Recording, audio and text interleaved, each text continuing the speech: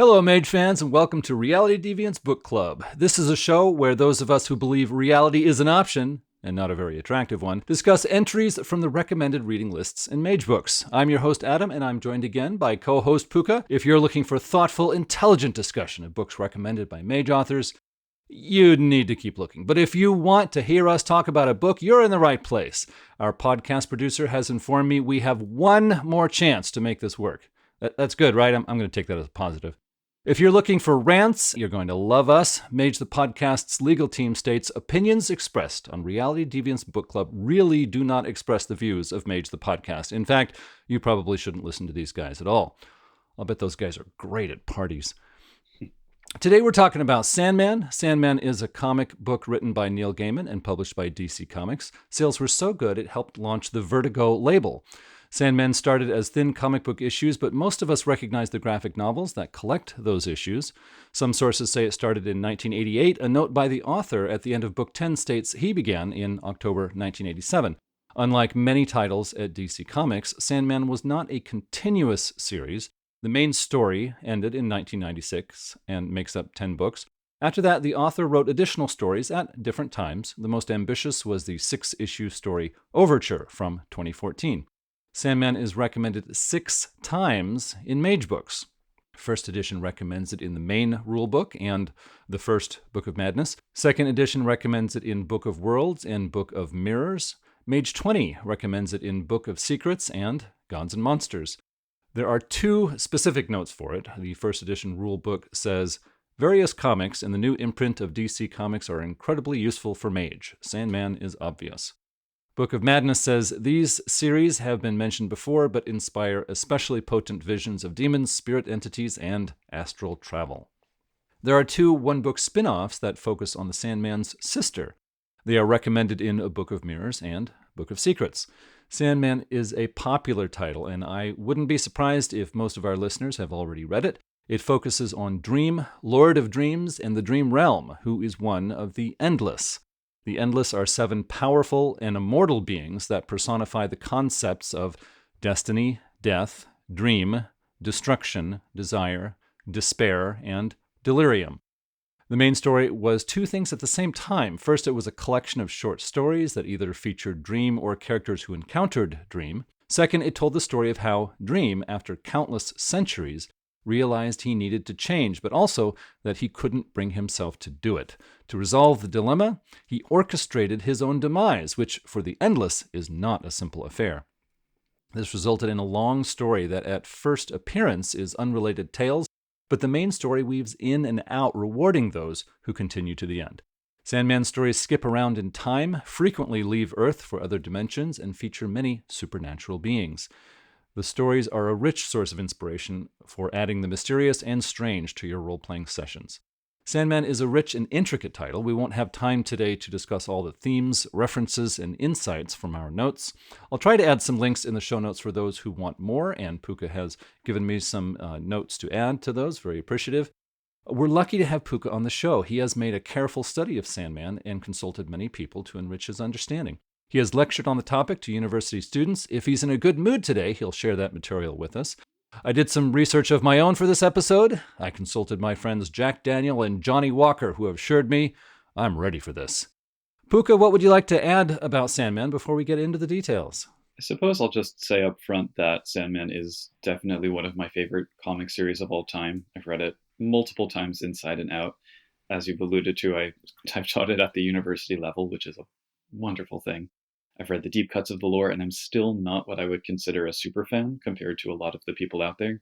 So it definitely has a lot of cultishness in the fan base, but it really did push the boundaries of mainstream comics in ways that still reverberate through the landscape. One issue of it won the World Fantasy Award for short fiction, and supposedly they changed the rules afterwards to disallow graphic novels. So if that's not evidence of comics being elevated into a literary form, I don't know what is. But anyway, I'll try to restrain my effusive praise. I know that Norman Mailer called it a comic for intellectuals, and I don't know what higher praise the series could reasonably expect. Yeah, it reminds me of, I was reading about, a little unrelated, but there were car races in Europe, and few times American motor companies made an entry and won the contest, and so afterwards they changed the rules to make that harder to happen again. But that is indeed high praise. How dare they?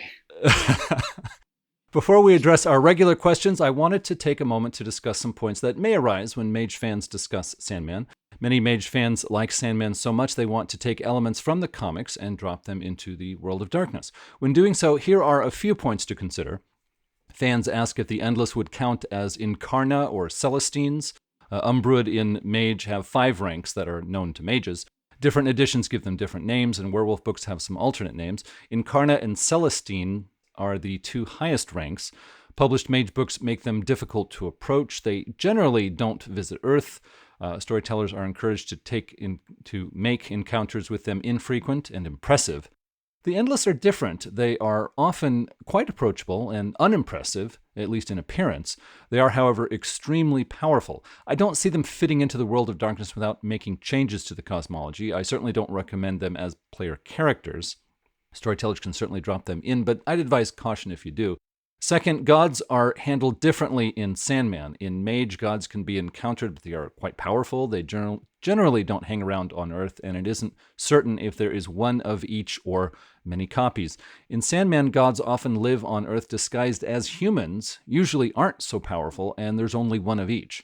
If you want to drop a god from Sandman into your Mage game, it isn't hard, but don't use the rules for spirits. Third, the separation between Earth and other realms is very slight in Sandman. In Mage, when a being comes from the Umbra to Earth, it has to pass the gauntlet and create a physical body which must be maintained. When the juice runs out, it leaves Earth or becomes an invisible spirit. In Sandman, beings come to Earth without worrying about barriers, and they already have physical bodies. Maintaining those bodies is not a concern. Another point I wanted to discuss today is Sandman's influence on Changeling the Dreaming. I mentioned Sandman a few times online in relation to magetheascension, and I repeatedly heard from Changeling fans who informed me Sandman is connected to Changeling much more than Mage. I thought that was odd. I've seen evidence of Sandman inspiring a great many role-playing games. I didn't know Changeling fans felt an intimate connection with Sandman. In the comic book, Dream's realm is called the Dreaming, which is the name for the realm changelings visit in the world of darkness. The dream beings we see in the comic book would map well to Chimera in Changeling. However, in Sandman, the realm of fairy has no connection to the realm of the dreaming. The Lord of Dreams doesn't even like fairy glamour in his realm. Puka, can you talk to us about Sandman being an inspiration for Changeling versus Mage? I'll preface by saying that as an avowed Changeling fan, I think part of that claim to the property is because we have so little going for us. So to claim a piece of media is a rare enough thing for Changeling. But Sandman is also massive enough to, as you said, inspire so many games along so many angles. For Changeling in particular, I think it functions as inspiration along a few different axes.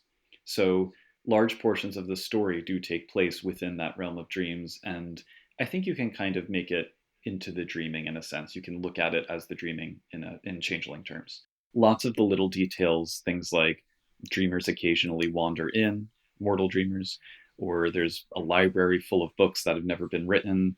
There's geography warping in various ways. All of that, in my mind, informs the metaphysics of how the dreaming works in Changeling. On top of that, even though the Fae don't live there, they are prominent supporting characters at various points, and those deities from various pantheons, along with mythological figures and creatures and some sui generis nightmares, all of that can be cast as Chimera in Changeling terms rather than Umbrood. And many of the mortals who show up, they're present because they've been touched by Dream himself or by those dream beings, and Changeling trades very heavily in the contact between mortals and the dreaming. I also see connections in terms of theme and mood. Sandman is by turns grand and tragic, epic and everyday, and that tension between dreams and reality is, in my mind, the focus of the story. It draws a lot on folklore tropes and narratives and puts them into a modern context, which is Changeling through and through. I remember one issue where there's this grandfather telling his granddaughter a thinly veiled story of his youth cast as a fairy tale, and she complains like, oh, this sounds like a suspiciously postmodern fairy tale. And I'm thinking, yep, that's Sandman being self-referential within its own pages. But then for Mage, It might be my changeling bias to say this, but I think Sandman works best for Mage as a cautionary tale. The first issue involves mages, or maybe more properly, hedge wizards, getting in over their heads and causing a lot of damage by trapping the Lord of Dreams with a ritual. And so, over and over through the series, mortals pop up, grab hold of more power than they really have any right to, and suffer the consequences. So, that theme of hubris is one that I feel Mage has the best claim to, even if, frankly, not enough people pay attention to it, in my opinion. So I know that there are these long-standing debates also as to about what extent mages should be permitted to muscle in on changeling turf. I tend to resolve those by saying, sure, mages can go wherever they want, it just won't always be pleasant for them. At the same time, I'm a fan of uncanny, low-power mage games, so when Sandman does ground itself on Earth, like when one of the Endless moves among humanity, the magical elements tend to be very subtle. And I do actually think the series models the mortal world better for Mage than for Changeling, because ultimately the Fae and Sandman are not on Earth either, unless you count like the Midsummer Night's Dream issue. So you don't get Changeling's major theme of balance between glamour and banality. It's inspiration for the dreaming part, but then the Changeling part is kind of not as prominent. Oh, thank you. That does help me put things into perspective. I appreciate that. Well, on to the questions. Puka, there's a lot to like about Sandman, but what stands out for you? Oh, it was hard to choose. Probably its erudition is the primary thing. So Neil Gaiman is a nerd about so many things, and they all come through in the pages, from every little literary allusion and throwaway quote to the details of history and high occultism. The initial pitch and promo for the series uses a quote from T.S. Eliot's The Wasteland, which is the I will show you fear in a handful of dust. So, and there was also formerly a website, and I think this is one of the ones that I provided in the notes, called the Annotated Sandman. And that was a collective effort for people taking apart each issue page by page, explaining all the incidental references and points of connection. Now they have a print edition that does the same thing for $umpteen, of course. But anyway, to use the academic term, it's a highly intertextual work in constant conversation with the whole universe of other texts out there. And I'd say it's very aware of its own connections.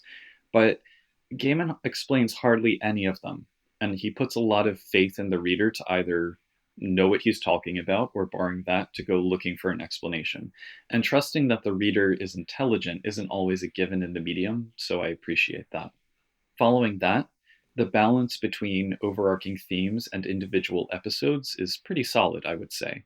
The original series lasted 75 issues and stopped because its author felt he had told all the stories he wanted to tell, for the most part, because, as you said, we did also get sequels and prequels and sidebars after the fact. But the main story, it's not this open-ended thing going on forever. And the level of planning is, I think, partly what allows it to hit the epic notes and the tragic hero notes. You kind of need to see the big picture to have those land correctly.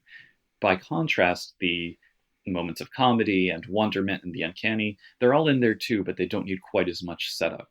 There's a famous quote where somebody asked Neil Gaiman how he would sum up the series in a sentence, and he said, "The King of Dreams learns he must change or die and makes his choice." That's not the kind of thing you can easily establish and then make the reader care about in the span of an issue or a miniseries, or even most long-running series.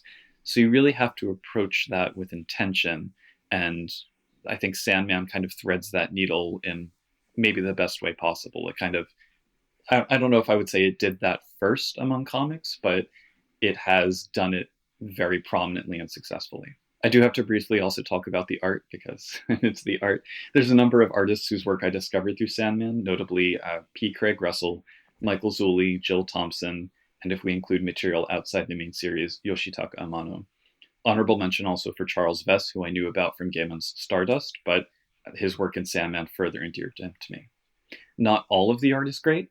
It did still launch in the late 80s and early 90s, big comics era, and some of that shows through, especially when the series was still solidly part of the DC universe. But as it went on, it took more and more risks with the look and the layout that I appreciate. And on top of that, the covers by Dave McKeon are just masterpieces. I have a book that's just a collection of the covers that I like to flip through sometimes because they're just so wonderful. Yeah, I saw a hardback book for sale on Amazon that was a collection of Sandman cover art, and it was selling very well. The large number of comments made it clear that a lot of people were enjoying that book. Well, when it comes to Sandman, I like the writing. The stories are interesting and they don't take a long time to get moving. There's variety, there's real creativity here. Dialogue is very well done. Each character speaks distinctively, they stand out. Weird, powerful forces are at work, and unlike most stories, here they are up close and center stage. Sandman is easy for Mage fans to like because there is so much that is familiar. Supernatural beings and people that have become supernatural walk down our streets and pass for ordinary folks. There are frequent visits to other dimensions, and creatures from legend visit Earth. Cluracan's tale in Book 8 of the main story shows a city of the 1600s or maybe 1700s existing in current times but in a dimension removed from Earth. This city doesn't have magic or fantastical creatures, at least obviously, but they are knowingly welcoming visitors from the realm of fairy. This looks like a Horizon realm to me. After reading first and second edition Mage books, the city of this Sandman story felt familiar. I could speak at length about other cool things from Sandman, but I don't want to bore my listeners. Puka, where did Sandman fall short for you? So, for all of my love for the series, I do think that when you separate it out arc by arc, like those 10 different storylines that run through the main series, you can assess them separately. And not all of them are perfect when you look at them in their entirety. I would say Gaiman is an absolute master of short fiction. His short stories and individual comic issues are often some of the finest examples of those two media. But then when you look at his novels and his longer stories, it's a little more uneven. And don't get me wrong, some of the Sandman arcs in the aggregate are as superb as any of their constituent parts, but not all of them, in my opinion. Sometimes at the end of one of those storylines, I found myself kind of shrugging. Like, why should I care what happened to this or that character? And on top of that, the details of how they got from point A to point B weren't terribly interesting or surprising. But I've also found that fans tend to have specific arcs that are really beloved to them. So I'm not going to diss any in particular. I will say I definitely have my favorites, but and not all of the art is perfect either. Maybe the most pivotal of the arcs, the kindly ones, has what might be my least favorite art in the entire series. And there's also a sort of nihilism, or at least a bleakness that peeks through in the earlier issues. We talked a bit about this with Kid Eternity and Hellblazer. The early issues lean harder into horror than fantasy, which I would say is kind of a product of the time when it came out, and the results often feel maybe forced or edgelordy.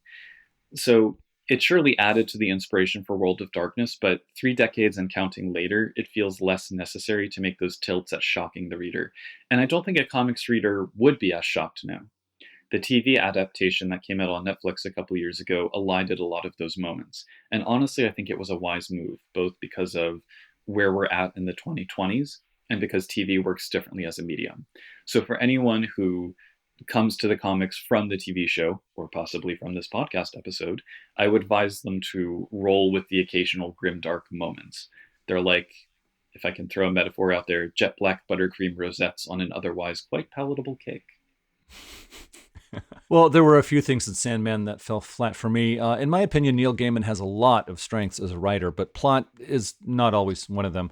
I prefer his short stories and comic book stories to his longer ones. When I pick up one of his novels, I actually expect the story to fall apart at the end, but the ride before I get there is so enjoyable, I really don't mind it. The world building in Sandman is fascinating, but doesn't always hold up to close scrutiny. The final issue I have is conflicting mindsets, at least for me, muddle elements of the story. The author wants to tap into old primal stories, but the author himself has a modern mindset. Clashes result. Old stories have notions like some truths are unavoidable, justice will not be denied, and consequences cannot be escaped. The modern mindset holds there are no truths, justice is subjective, and consequences can be escaped. I picked a few examples from my notes to illustrate what I mean. The hell of Christian lore shows up, as it often does, in Vertigo titles, but here the only people who go there are people who think they should go there. It is no longer a place of justice, it is now a place of guilt and masochism. The sociopaths who do awful things and feel great about it don't go to hell. The people who lived good lives but feel guilty suffer in hell. This is weird, to say the least. I understand its purpose in the narrative. It illustrates how people get the mistaken idea they need to remain in unpleasant circumstances or can't muster the resolve to make a change in their life. But when you look past the narrative purpose, it is a very strange piece of world building. Destruction, a member of the Endless, sort of a brother of Dream, the main character, isn't really about destruction, but change. His name should be change, but all endless must have names that start with D. For a 10-book story about how no one should be locked into a routine, that is a little odd. I don't understand why delight became delirium. There is still joy in the world. The story reveals the endless don't really think like immortal beings, but more like regular people. People suffer when they get stuck in a rut. The endless are personifications of a concept. The author tells us they not only administer their domain, they are that concept. How does destruction get tired of destruction? How does dream feel confined by working with dreams? I get tired of my job, but I don't get tired of being me. The two characters presented as figuring it all out are Lucifer and Destruction. They left all responsibilities behind and live lives of permanent vacation. They build nothing, help no one, and live only for themselves. They are shown as being happy, but I believe living for yourself doesn't bring real contentment. But I guess that's my personal feelings getting mixed into things. The 7 endless are cool, but suffer when I look too closely. If they form as the result of natural forces, there should be a lot more than 7 of them. There are a lot of concepts that govern life. If they formed naturally, then destruction is right. They can abandon their jobs, but that means they are pointless. They have no meaning. If the universe or higher powers created them to carry out necessary duties, then they have meaning. However, if the universe needs them so much it makes a replacement when an endless dies, why would the universe be fine with them abandoning their duties? Destruction says each endless can flip a switch to put their realm on automatic. If that's true, why have the endless at all? I don't talk about art much, as many different artists worked on Sandman. Most of them were great, but the artist for book 9 was not only bad, but I felt it didn't fit the story. In one scene, the dangerous fey creature Puck has a confrontation with the Corinthian, a frightening dream creature. The Corinthian asks, "Do we fight now?" And I was thinking, no, you're not going to fight now. You're going to pat Snoopy on the head and give Garfield a snack. This is Sunday Funnies art. Now that I've either upset our listeners or revealed my ignorance of Sandman, let's move on to the next question. Puka, did Sandman give you any ideas for running or playing mage? Well, obviously, I could run a Mage Changeling crossover game using this, and probably it would be easier than trying to use Isle of the Mighty. But putting that to one side, I do think when you were talking about cosmology earlier and whether or not the Endless would be cast as Celadines or Incarna, I would absolutely drop them into a game and change the rules of how Celestines work to make the Endless fit into that role, because I do really like having them pop up. And I think you can easily also cast the deities and beasts and personified concepts as Umbrood and Bygones, though I'd probably not do that with the ones that are described outright as dreams or nightmares, such as the Corinthian. Some of them also have very distinctive personalities that I like. If I were to drop Bast, the cat goddess, in a game, she would absolutely resemble her portrayal in Sandman. And I mean, now that I'm saying this, I'm realizing this is probably the strongest piece of the series for building a game. It is absolutely an endless well of storyteller character ideas. Aside from that, the glimpses that we get of Earth do feel appropriately World of Darknessy to stand in for the world of Mage. It's not quite as grim as, for example, the world of Hellblazer, but there's still a lot of humans being awful to each other, humans struggling to make it through the world, and almost all of them seem to have this occasional unexpected brush with the supernatural, whether they know it or not. One of my favorite bits is the scene where there's a guy named Bernie. He's a junior partner at a law firm. He rides the bus to work and has a son who's kind of a deadbeat, and he turns out to be a 15,000-year-old immortal. So I love when mage games where players uncover things like that. But to the point that I think Terry made on the episode about doing mystery investigations in Mage, or whatever that was, you have to think about how to make that mood work in a game where it's trivially easy using Time 2 or whichever sphere to discover all the little secrets behind a person or a place or an incident. So I'd say that the general setting of Sandman works better for a low-powered mage game rather than one full of adepts and masters. It's when you get into the dreaming proper that they can start slinging around the heavy effects.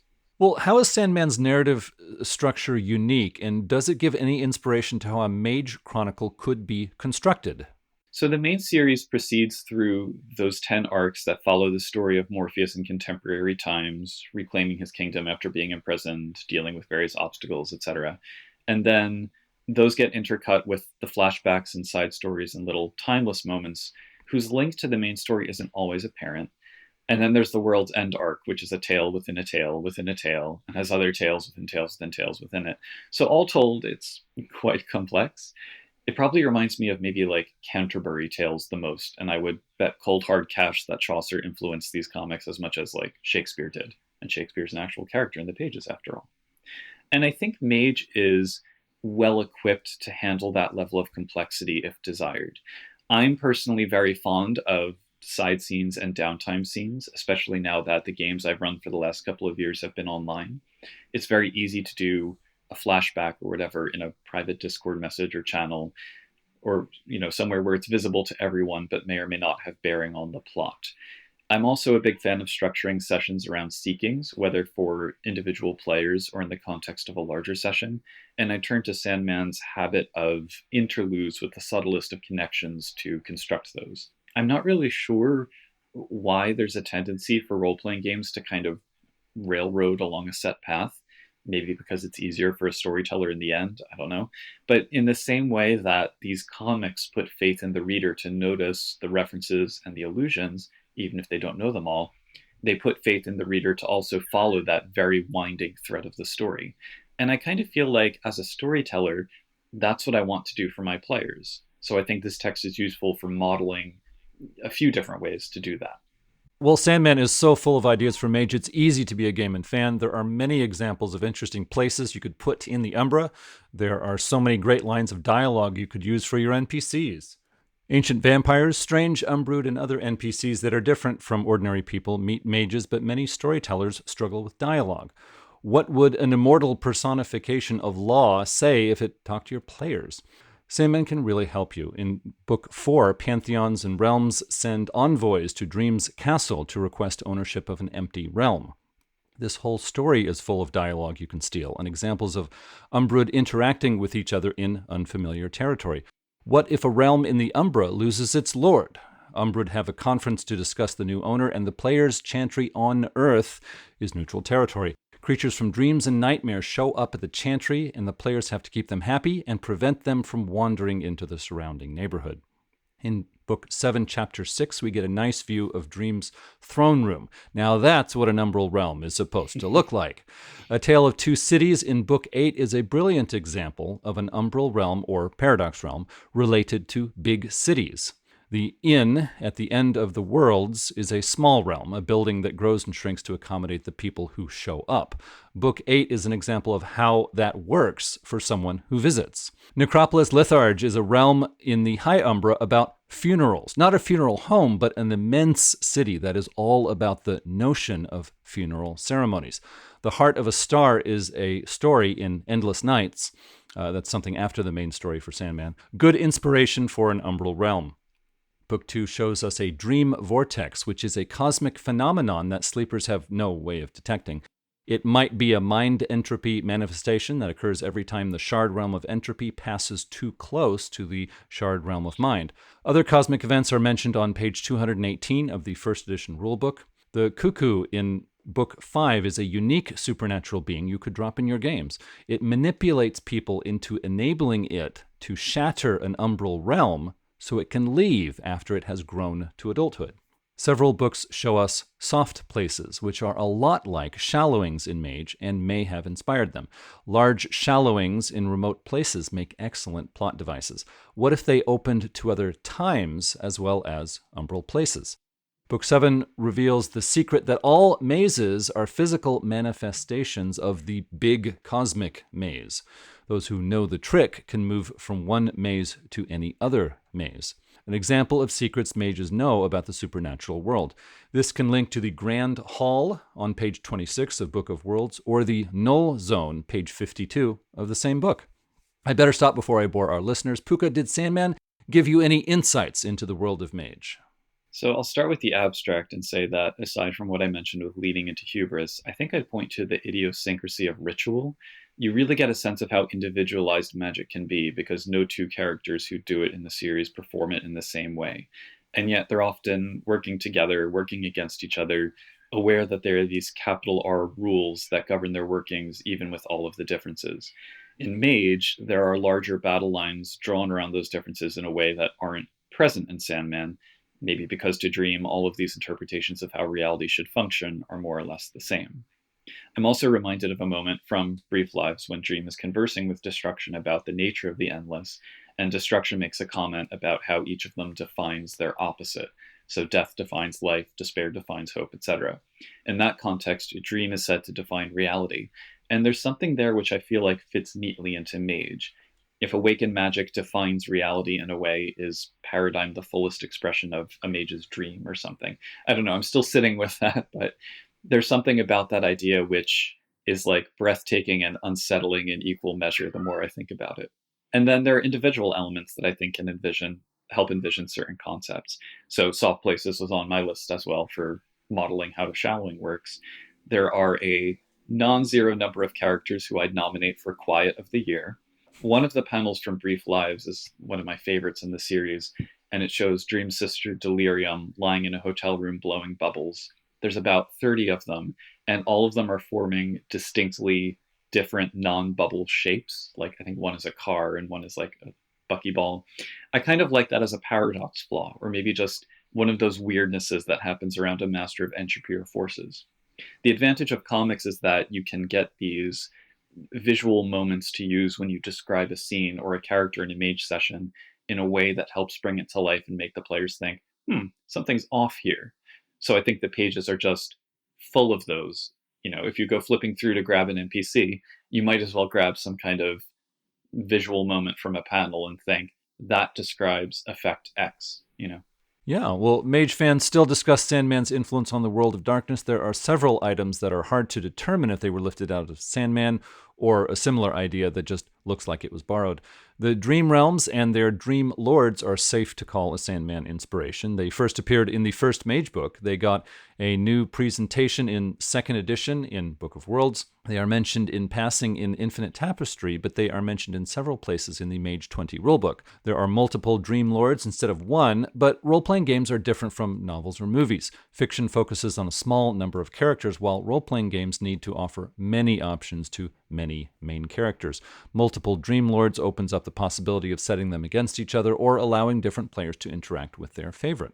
In first edition, we aren't told where the Dream Realms are, leaving us to assume they're in the High Umbra or Deep Umbra. Second edition tells us they are in the Dream Zone, which is another name for the dreaming in Changeling the Dreaming. Mage 20 mentions them, but doesn't specify where they are. I thought anything in the Dreaming would be inside Changeling territory, but World of Darkness fans told me recently the Dreaming is so large, Changelings can only claim parts of it.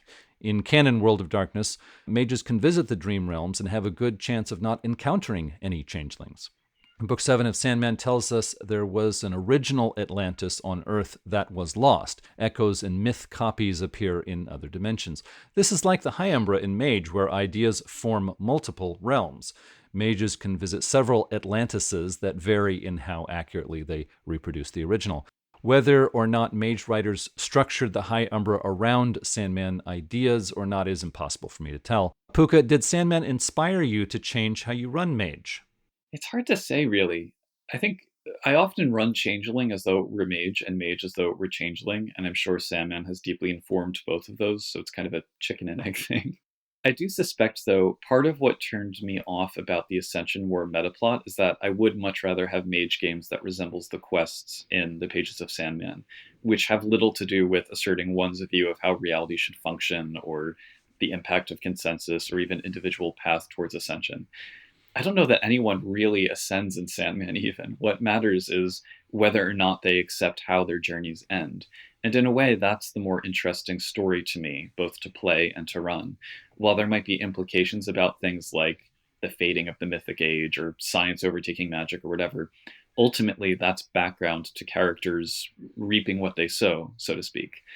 I'm also more likely to include outright weirdness and what I think of unsettling elements, and Sandman deeply informed my opinions on those, but I don't know that that's unique to Mage. Maybe in terms of framing those elements as supernatural, but the comics certainly fit into a pattern of the kind of fiction I like to read, which in turn has informed my approach to RPGs in general. Yeah, Sandman is one of the few titles on the recommended reading list that I read before I found Mage. It probably influenced my love of the Umbra. As I consider how it can affect games, I notice the endless who are very powerful but understand so much of the repercussions of their actions that they restrain themselves. They look for subtle ways to accomplish their goals, and this maps well to mages who prefer coincidental magic to vulgar magic when possible. One of the undercurrents of Sandman is the idea that the higher powers operate within rules. There are few beatdowns in Sandman. The powers use their knowledge to wait for the right time or do just the right thing to get an advantage over their rivals. Obligations, agreements, and fear of other beings keep physical fights to a minimum. This allows interaction without constant fear of death. The result is more social and mental interactions and less combat, which is not traditionally associated with wizards. In Sandman, there are examples of these binding rules. World of Darkness books speak of consequences, but don't give us a lot of good examples of the rules that Umbrood or otherworldly beings operate under. So storytellers can benefit from reading Sandman. Pook, a final question. Does Sandman belong on the Mage recommended book list, and if so, which editions? Well, I'd say absolutely to the first part. In terms of which edition, again, it's just so big and encompasses so much. The early issues feel maybe more revised era to me, even though they were contemporaneous with first edition. I guess because they're grittier and more grounded in the world up until probably the fourth arc when Morpheus inherits that empty hell realm. Not one of my favorite arcs.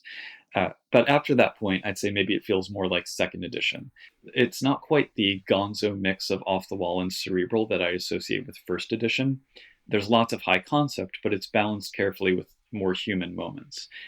It's tough, though. I think you could find anything in the series to link it to any of the editions pretty solidly. And that's even without getting into the ancillary material like Endless Nights or the Death books.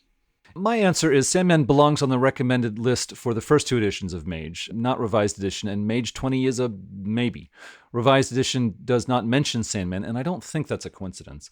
Revised Edition discouraged umbral visits and otherworldly themes. If a storyteller is using material from gods and monsters, Sandman can help your games. If you're running Mage 20 but not using gods and monsters, I think Sandman would be an unwelcome distraction. Many people like things seen in Sandman, like traveling to strange worlds and interacting with powerful beings.